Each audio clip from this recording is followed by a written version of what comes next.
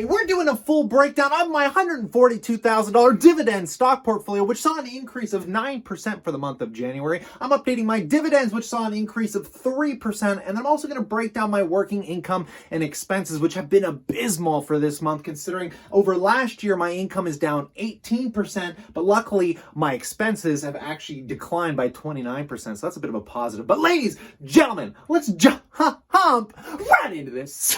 Drop it.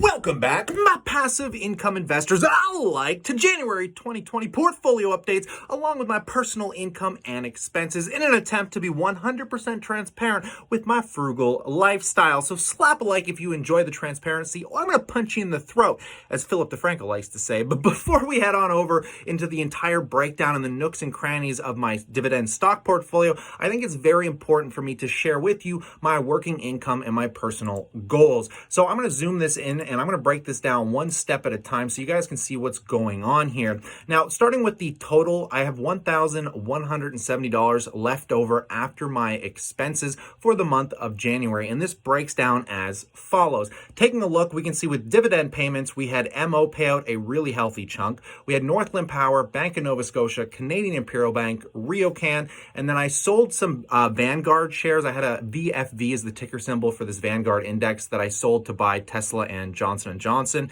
and they still owed me dividends, so I did get a dividend payout this month for that stock. Now, with my working income, as I told you guys in the past, I cut off a huge chunk of my work life to primarily start focusing on Shopify, websites, along with my YouTube channel, but I still perform as a full-time magician, and January and February are my slowest months where I see the biggest decline in my income, which we can see here. I only made $300, which is absolutely abysmal, but luckily come March, I have a ton of contracts that should pick me up into about a $3,000 to $4,000 income, but we're a little ways from that, so I'm primarily again focusing on this Shopify and YouTube income. I got paid out $668 from Shopify. Mind you, this wasn't just for the month of January. We launched this store, my most recent store, at the end of November, so this is about a 2-month end income. We just kind of let the accounts build up and then we paid ourselves out. YouTube income has been slowly growing, but we've currently been getting around $169 a month, and for the month of January,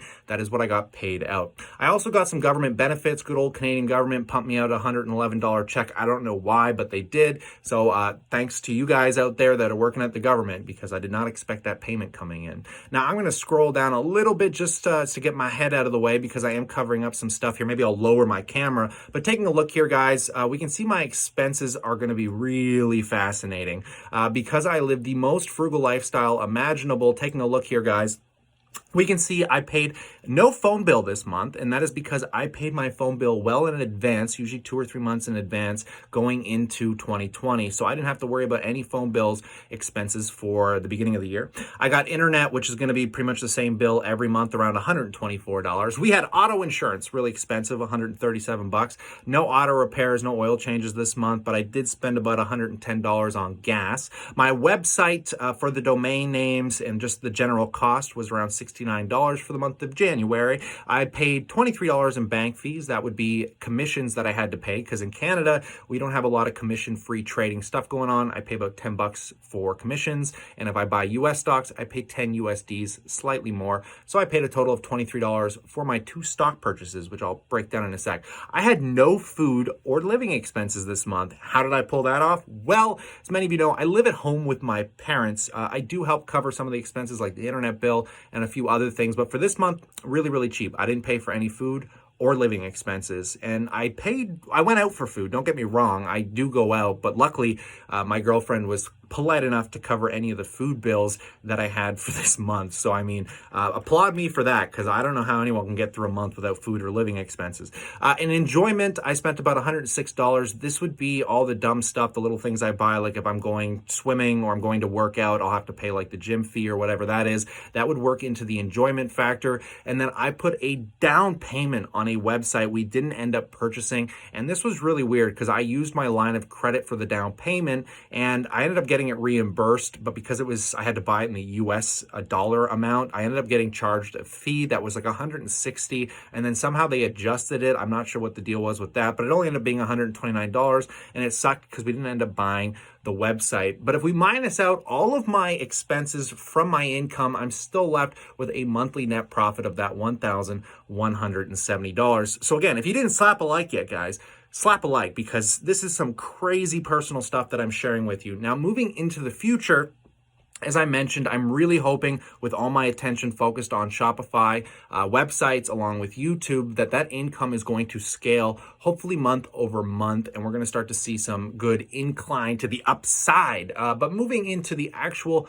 portfolio saw about a $12,000 or $13,000 capital gain this month, which could fluctuate if the markets turn around like they are today. But going over the accounts really quick, starting with the tax-free savings account, has been on a bloody tear, worth 108,000 CAD, and that's more or less because Apple has been on a tear. Microsoft crushed earnings.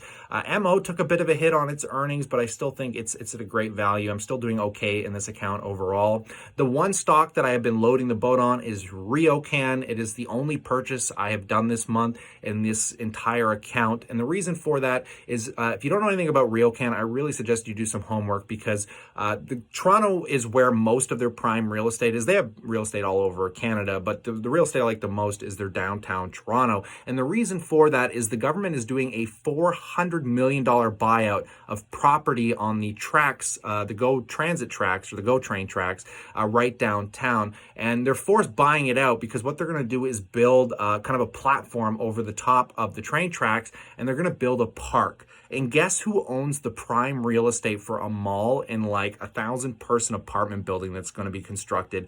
Ryokan. So I love where this company is headed over the next few years. So I'm going to build the position up, get it up to that, $9,000-$10,000 position mark, so it kind of gets to scale with the rest of my positions. Moving into my managed account, I only hold MO in here.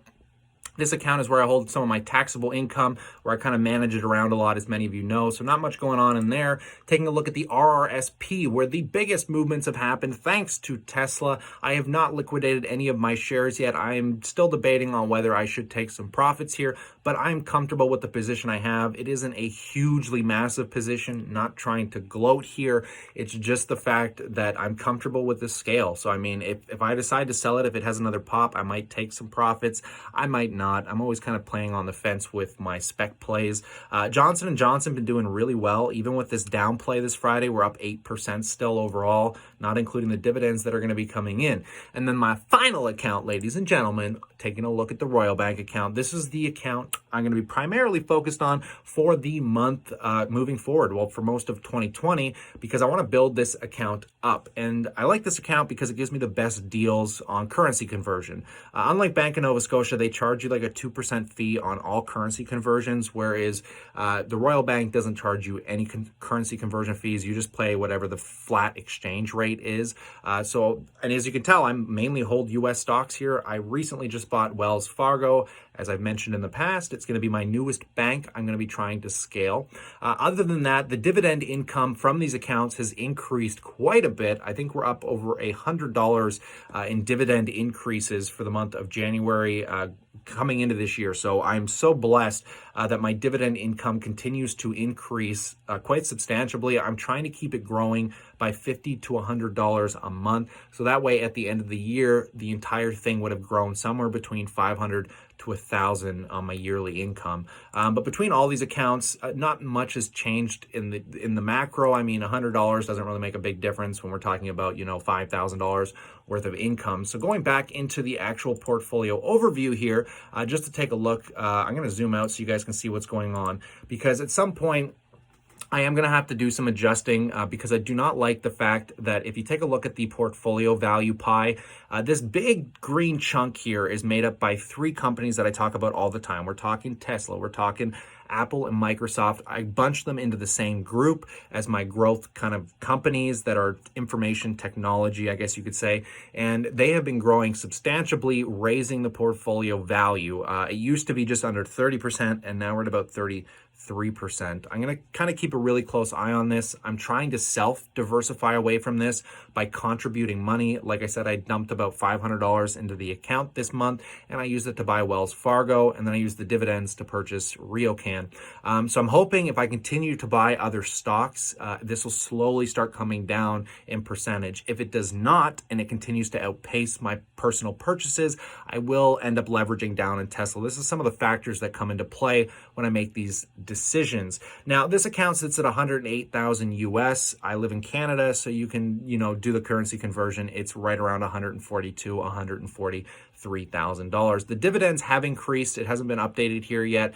We can see it says I make about $450 a month. It's really at about $460 now with the recent increases, which I applaud myself for because this takes so much work, guys. This is a 5-year build portfolio, by the way, and I can't wait to show you guys the updates because, like I said, this portfolio over the last month has grown by about $12,000, give or take. I went into the beginning of this year sitting just over 130, and now we're at 142. So it's hard to wrap my mind around those kind of capital gains that will not get actualized because I'm primarily in here for the cash income. So, I mean, sitting here looking at this, it's kind of mind-boggling in my personal opinion, but I'm very grateful because if I have to rely on this, I can tap into it because my income really sucks right now. Actually, with my personal income, it has declined by about 30% over 2 years ago for the month of January. And there's so much stuff that comes into play with this because I work for myself. I do not have a regular income like most people. So I am stuck here, grinding my teeth and nails against the wall, living as frugally as possible to try and get my projects off the ground. And I'm so grateful I have the opportunity to be able to focus my mind on this stuff because, again, I don't have an employer. I don't got to show up to a 9-to-5 job. But at the same time, I don't have the sense of security a lot of people have with their 9-to-5 job. But luckily, I don't have kids. I'm not married. I mean, no one's relying on me. So I'm capable of doing this now, which is why I'm trying to jump into this as deep as possible. So it'll be neat to see where things go forward. If you guys want to know the Shopify store that I run, well, currently I operate one with Map Money, and that is this portfolio. If you guys enjoy seeing all of this stuff come together, you can actually purchase this chart that we made here on Chartmaster. It's called thechartmaster.com, and you can kind of follow your portfolios the same way we do and get the same kind of pie diversification with this chart. So go check that out because that is where all of that income came from for my Shopify store, which we're expanding on, and I'm going to be working on a few other stores this year as well. And heck, I might even purchase a store, so you might want to subscribe just for that alone. But other than that, the entire overview with the dividends, not much has changed here. I'm pretty happy with the dividend layout. And like I said, you can see this little 6% right here. That's coming from this 33%. So the largest part of my portfolio is only making up for the tiniest portion of my dividend income. Where I would like to see my dividends increase is on my healthcare. I'd really like to increase my healthcare, but I can't find, I'm not comfortable with AbbVie. A lot of you guys love AbbVie. I'm more comfortable with Johnson & Johnson. Sure, I'm not going to see the huge capital upside like you guys are seeing with AbbVie, but I'm more comfortable with that in my healthcare sector. It's an S&P top 10, right? So I'm going to continue to analyze some of that. Where most of my focus is going to be for this year in my stock portfolio, it's going to be boring, guys. It's not going to be like last year. I'm not moving a lot of money around. I'm primarily going to focus on just reinvesting the dividends and trying to contribute that minimum of around $500 a month to the portfolio so I can continue to see some growth over the year. By the end of this year, I'm hoping to have added another 10 to 12,000 with the dividends to the portfolio, bringing up my overall income by $500 to $1,000 a year.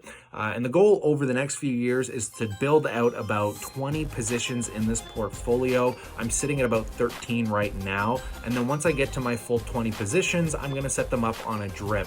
Other than that, I got not much else to share with you guys, and I'd love to know what you think about all this in that comment section below. And again, if you want to support my crappy income that I'm living on, go buy this chart. But stay cool, stay awesome, guys. I look forward to chatting to you real soon.